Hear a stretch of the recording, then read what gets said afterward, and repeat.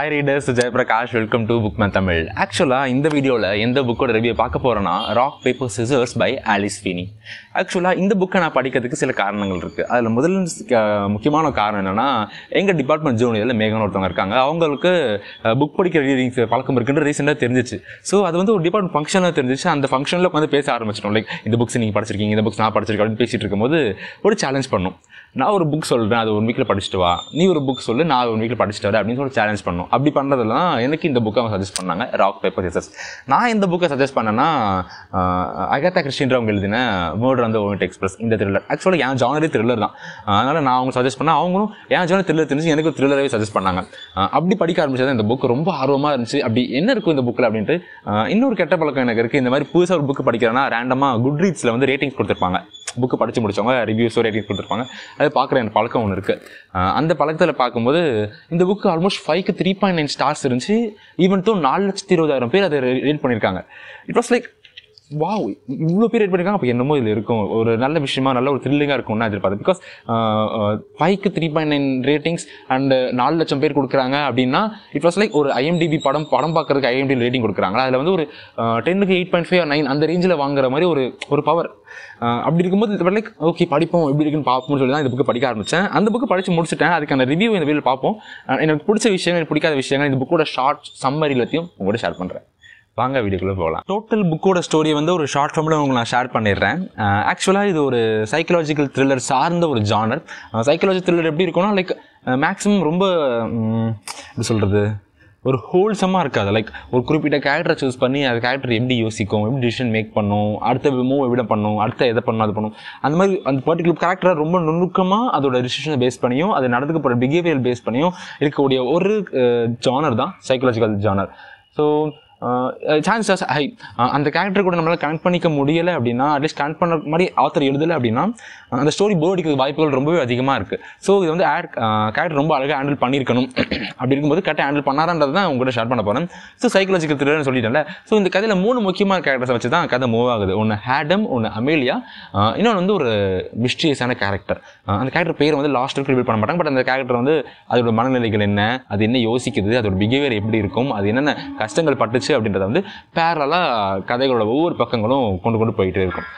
அமேலியாவுக்கும் ஆடமுக்கும் ரீசெண்டாக ஒரு lucky draw கிடைக்குன்னு வச்சுக்கோங்களேன். அதில் வந்து ஒரு ரெசார்ட் மாதிரி ஒரு ஏரியாவில் நீங்கள் தங்கலாம், ஒரு 3 days நீங்கள் தங்கலாம் அப்படின்னு சொல்லி ஃப்ரீயாக கூப்பன் கிடைக்குது. அந்த கூப்பனை கிடைக்கிறது வந்து அமேலியா கிடைக்குது. அமேலியா எப்படியோ நம்ம ஆடமை கன்வின்ஸ் பண்ணி அங்கே போயிடலாம் அப்படின்னு சொல்கிறா. இதுக்கு முன்னாடி அவங்களுக்கு ஒரு சின்ன பாஸ்ட் இருக்குது. ஃபார் எக்ஸாம்பிள் அவங்களுக்கு கல்யாணம் ஆயிடுச்சு. கல்யாணம்லேயே ஒரு கப்புள் தான் அவங்க. இந்த கப்புளுக்கு வந்து ரீசெண்டாக மேரேஜ் வந்து ரொம்ப போராக போயிட்டு இருக்கு. லைக் இது டிவோர்ஸ் முடிஞ்சிடும் அப்படின்ற மாதிரி அதை நோக்கி போயிட்டு இருக்கும்போது இந்த ட்ரிப் வந்து அவங்கள மாற்றும் நம்பி தான் அமேலியா ஆடமை கூட்டிகிட்டு போகிறா அந்த இடத்துக்கு. பட் ஆக்சுவலாக அங்கே போனதுக்கு வந்து தெரியுது அங்கிருந்து யாரோ ஒருத்தர் தான் அவங்களோட வெளியே போக போகிறாங்க, இன்னொருத்தர் யாரோ சாவ போகிறாங்க அப்படின்ற விஷயங்கள் வந்து அங்கே நடக்கிற சம்பவங்களை பொறுத்து. லைக் திடீர்னு கதவுகள் சாத்தப்படுறது, திடீர்னு சில அமானுஷ விஷயங்கள் நடக்கிறது எல்லாமே யாரோ ஒருத்தர் செத்துற போகிறாங்க அப்படின்ற விஷயத்த சொல்லிக்கிட்டே இருக்க மாதிரி விஷயங்கள் வந்து நடந்துகிட்டு இருக்கு அமேலியாவுக்கும் ஆடமுக்கும். கடைசியில் இந்த மிஸ்டீரியஸ் கேரக்டர் சொல்லுங்கள், இந்த கேரக்டர் யார், இந்த கேரக்டருக்கும் இந்த 2 அமேலியாவுக்கும் ஆடமுக்கும் என்ன சம்பந்தம், இந்த மிஸ்டீரியஸான கேரக்டர் எதுக்கு அந்த ரெசார்ட்டுக்கு வரா, ரெசார்ட்டில் வந்து எதுக்கு இவங்களை பயமுறுத்துறா, எதுக்கு இவங்களை வந்து சாவு பயத்தை காட்டுறா, இவங்க வாழ்க்கையில் இவங்க முன்னாடி பாஸ்ட் ஏதாவது கனெக்ஷன்ஸ் இருக்கா அப்படின்றத காட்டக்கூடிய கதை தான் இந்த புக். ஆக்சுவலாக இதில் வந்து நம்ம ஆடமுக்கு வந்து ஃபேஸ் பிளைண்ட்னஸ்னு ஒரு பிரச்சனை இருக்குது. லைக் அவங்க ஒய்ஃப் பக்கத்தில் இருக்காங்கன்னா அவங்க தான் தெரியும், அவங்க பர்ஃப்யூம் வச்சு, அவங்க ஷாம்புவோட ஸ்மெல்லை வச்சு, அவங்க பேச வச்சு கண்டுபிடிச்சு அவங்க ஒய்ஃப் தான். பட் ஸ்டில் அவங்க ஃபேஸை ரெகக்னைஸ் பண்ண முடியாது.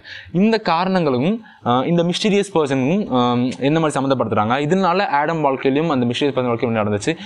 அதனால அமேலியா இப்படி உள்ள வந்தா, அமேலியாவுக்கும் ஆடமுக்கு இப்படி வாழ்க்கை போயிட்டு இருக்கு, அவங்க வாழ்க்கைக்குள்ள என்ன பிரச்சனைகள்லாம் இந்த மிஸ்டீரியஸ் பர்சன் கொண்டு வந்தாங்கன்றான் இந்த புக்கோட மீதி கதை எழுதப்பட்டிருக்கு. ஆக்சுவலாக ரொம்ப சிம்பிளாக இருக்குது நான் சொல்லும் போது. பட் ஸ்டில் அந்த சிம்பிளான சப்பையான மொக்கையான கதையை வச்சுட்டு ஒரு மாதிரி எழுதிட்டாங்க இந்த புக்கோட author Alice Feeney. So let me talk about the characters. ஆக்சுவலாக 3 மெயின் கேரக்டர் தான் சொல்லியிருந்தாங்க, ஆடம், அமேலியா, அப்புறம் அந்த மிஸ்டீரியஸ் கேரக்டர். நான் சொன்ன மாதிரி சைக்கலாஜிக்கல் த்ரில்லர்னா ரொம்ப மைன்யூட்டாக அவங்க பண்ணுற ஒவ்வொரு விஷயத்தையும் எழுதும் போது sometime it's okay, but most of times ஏன் நசன்னு இருக்குது, ஒரு மாதிரி ஒரு ஸ்டாண்டர்டாகவே இல்லையே, ஒரு ஸ்டெபிலிட்டியாகவே இல்லையே. ஆக்சுவலி சைக்கலாஜிக்கல் த்ரில்லர் அப்படி இருக்கும் போல இருக்குது. லைக் பிகாஸ் இதுக்கு முன்னாடி சைக்கலாஜிக்கல் த்ரில்லர் படிச்சிருக்கேன், லைக் சைலண்ட் பேஷண்ட் அப்படின்னு ஒரு book, Alex Michaelides. That was good. அது வந்து ஈவன் தோ அதுலேயே அதே மாதிரி தான் அந்த குறிப்பிட்ட கேரக்டர் எடுக்க டிசிஷன், குறிப்பிட்ட கேரக்டர் பேசுகிற விஷயங்கள் ரொம்ப அதிகமாக சொல்லப்பட்டிருக்கும். But still that was great. எனக்கு ரொம்ப பிடிச்ச அந்த புக்கு. பட் இந்த புக் வந்து ஏன் இவ்வளோ நசன் இவ்வளோ இப்படி எழுதுறீங்க, ஏன் இவ்வளோ தேவையான விஷயங்கள் இருக்குன்னு எனக்கு ஃபீல் பண்ண வச்ச ஒரு புக் வந்து இந்த psychological thriller rock paper scissors. Because நான் எப்படி சொன்ன மாதிரி கனெக்ட் பண்ண முடியலன்னா ரொம்ப கஷ்டமாயிடும். லைக் அவங்க பேசுகிற விஷயங்கள், அவங்க ஷேர் பண்ணுற பிஹேவியல் தாட்ஸ் எல்லாமே, டாக்டிக்ஸ் எல்லாமே நம்ம கூட ரீல் பண்ணி பார்க்க முடியல. ரொம்ப கஷ்டப்படும்னு இருந்தபோது எனக்கு அது ரொம்ப கஷ்டப்பட்டுச்சு. ஏன்னா ரீல் பண்ண பார்க்க முடியல. ரொம்ப ஒரு மாதிரி தான் இருந்துச்சு. எனக்கு வந்து இட் வாஸ் லைக் எனக்கு எந்த கேரக்டருமே இதில் வந்து பிடிக்கும் சொல்ல முடியாது. லைக் எல்லா கேரக்டருமே ஒரு மாதிரி அப்படின்ற மாதிரி தான் இருந்துச்சு எல்லா கேரக்டரும். ஸோ நோ, எந்த கேரக்டரும் எனக்கு இதில் லைக் சொல்லிக்கிற மாதிரி இது இல்லை.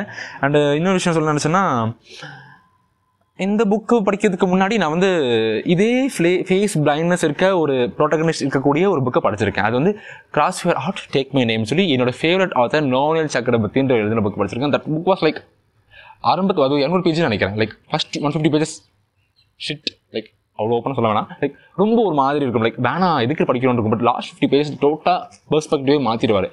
அந்த மாதிரி இருக்கும்னு நினச்சா இந்த புக்கை நான் படித்தேன். பிகாஸ் இதுவும் ஆரம்பத்தில் ரொம்ப ஒரு மாதிரி ஏன்டா படிக்கணும்னு இருக்கும். பட் ஸ்டில் அந்த கிளைமேக்ஸ் தெரிஞ்சுக்கிறதுக்காக படிக்கலாம்னு நம்ம மூவ் பண்ணிக்கிட்டே இருக்கக்கூடிய புக்கு தான் இந்த புக்கும். But still climax was not satisfied. எனக்கு not at all satisfied. I was like எனக்கு வந்து இது ஒரு கனெக்ஷனே வரல. இந்த புக்கை நான் ஆரம்பிச்சிருந்து முடிச்ச வரைக்கும் லைக் ஃபோனில் PDF தான் படித்தேன். ஆரம்பிச்சு முடிச்ச வரைக்கும் லைக் ஒரு சின்ன கனெக்ஷன் கூட இருக்கும்ல. ஆரம்பித்தோம், அந்த கிளைமேக்ஸ் தெரிஞ்சுக்கலாம், என்ன ஆச்சு, எதுக்கு அவங்க அங்கே அந்த ரெசார்ட் வர சொன்னாங்க, அந்த மிஸ்டீரியஸ் பர்சன் யார், அவளை இப்போ 2 பேர் யாரோ சாக போகிறாங்க, யார் செத்தாங்க அப்படின்னு இதை தெரிஞ்சுக்கிறது ஒரே கணக்காக மட்டும் தான் படிச்சது. மற்றபடி எனக்கு எம்பதைஸ் பண்ணுற மாதிரி எந்த ஒரு கேரக்டரும் இல்லை. எனக்கு அந்த ஒரு ஃபீலே வரல அப்படின்னு தான் நான் சொல்லுவேன். அண்ட் ஆக்சுவலாக சொன்ன மாதிரி நான் இன்னொரு சைக்காலஜிக்கல் படிச்சிருக்கேன்னு சொன்னால, அந்த சைலண்ட் பேஷன் பை அலெக்ஸ் மெக்கர்லஸ், அதற்கு சில ரிசம்பிளன்ஸாக இருக்கும். அதில் எழுதப்பட்ட மாதிரி அதே பேட்டர்னில் தான் இந்த புக்கும் எழுதப்பட்டிருக்கும். தட்ஸ் லைக் ஸோ அந்த புக்கு ரொம்ப நல்லா முடிஞ்சிச்சு, இதுவும் முடியும்னு நினச்சேன். பட் எனக்கு personally I was not satisfied. I was not okay with this book. Like the time வேஸ்ட்னு ஃபீல் ஆகிடுச்சு. ஒரு 260 பேஜ் உட்காந்து படிச்சு எதுக்கு தேவையில்லாமல் படித்தோம் அப்படின்ற மாதிரி ஃபீல் வந்துருச்சுன்னு தான் நான் சொல்லுவேன் எனக்கு பர்சனல். நான் let me share about the reading difficulty. எந்த மாதிரி கஷ்டங்களாக இருக்குன்னு பார்த்தோம்னா, லைக் ஆக்சுவலாக இது ஒரு பிகினர் ஃப்ரெண்ட்லி புக் தான். லைக் ஈஸியாக படிக்கலாம், பிகினர் படிக்கலாம். அண்ட் வேர்ட்ஸ் எல்லாமே ரொம்ப சிம்பிளாக எழுதிருக்கும்.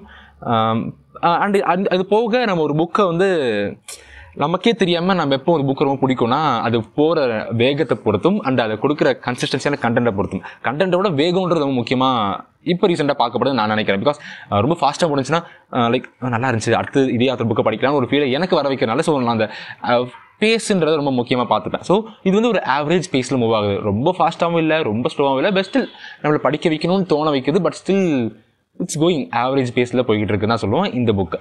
தென் ஹூ கேன் ரீட் திஸ் புக்குன்னு கேட்டால் ஏற்கனவே சொன்ன மாதிரி பிகினர்ஸ்ன்னு போக இன்னும் ஸ்பெசிஃபிக்காக நான் எப்பவுமே சொல்லுவேன். லைக் டீனேஜர்ஸ் படிக்கலாம், இல்லை இந்த வயசில் இருக்கும் படிக்கலாம். பட் இதில் வந்து எனக்கு ஒப்பீனியனே இல்லை. லைக் ஐ குடன்ட், என்னால் அதுக்கு ஒப்பீனியன்ஸ் மாறும். பட் என்னால் அந்த ஒப்பீனியன் மேக் பண்ணவே முடியல. யாருக்கு இதை சஜஸ்ட் பண்ணலாம், யாருக்கு இதை கொடுக்கலாம், I have no ideas. That's it. இந்த புக்கு நான் கொடுக்குற ரேட்டிங்ஸ் 5க்கு 2.5 ஸ்டார்ஸ். அவ்வளோதான், வீடியோ முடிஞ்சிச்சு. உங்களை இன்னொரு வீடியோவில் பார்க்குறேன் இதே புக் ரிவ்யூக்கு. அது வரைக்கும் உங்களுக்கு கிளம்புறது இட்ஸ் ஜெயபிரகாஷ். பாய்.